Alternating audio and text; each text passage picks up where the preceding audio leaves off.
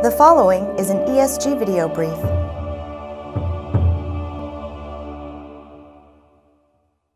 Hi, I'm Jason Buffington. I'm the principal analyst at ESG covering all things data protection and availability.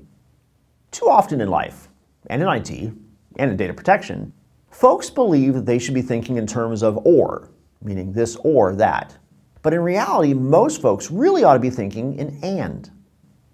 To appreciate that idea in terms of ensuring data availability, consider the range of servers in your environment that have differing SLAs and business criticality today. Even among high priority servers, there are different SLAs. 7% have absolutely no downtime tolerance at all. 22% have a downtime tolerance of 15 minutes or less. Another 22% have a downtime tolerance of up to an hour.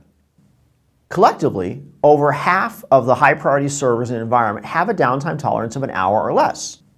For the servers that are less than an hour, you can leverage snapshots for rapid recovery and replicas for survivability, all of which should be underpinned by modern backup. And certainly backups and snapshots and replication all complement each other. In fact, right next to those is the next color of the data protection spectrum, availability. But availability isn't a thing either. There are different mechanisms for availability that address the range of hour or less, 15-minute or less, and truly zero downtime scenarios. Most high availability mechanisms, in general, are designed for when you measure acceptable downtime in minutes, meaning more than zero, because most of their architectures have similar characteristics. When the VM or application or data service goes down, it restarts someplace else. When you do that, a few things happen. Data loss uncertainty. There can be and typically is data loss between an active and passive nodes due to replication latency across the affected storage arrays, servers, or hypervisors. Boot time uncertainty. Passive instances are dormant until needed, so they have to boot up like any other VM.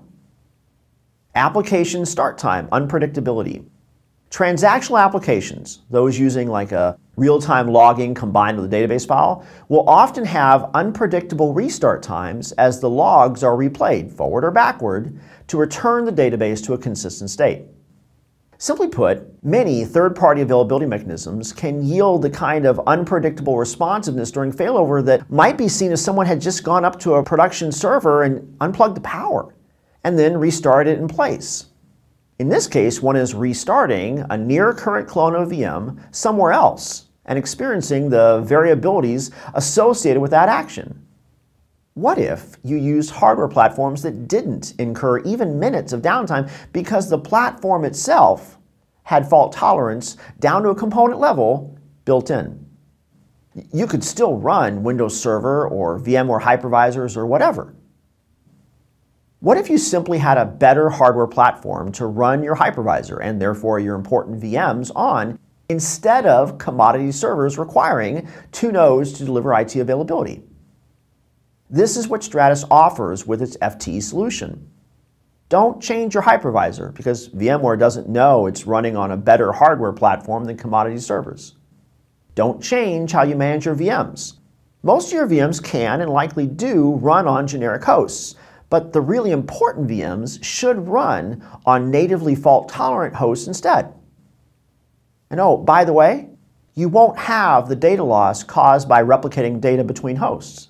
You won't have the boot time uncertainty of waiting for the VM to come up on the other host because it didn't go down in the first place, nor did it have to move to another host. And that negates the application reconciliations as well. ESG recently published a brief on how Stratus and VMware are better together. Go check it out. I'm Jason Buffington for ESG. Thanks for watching.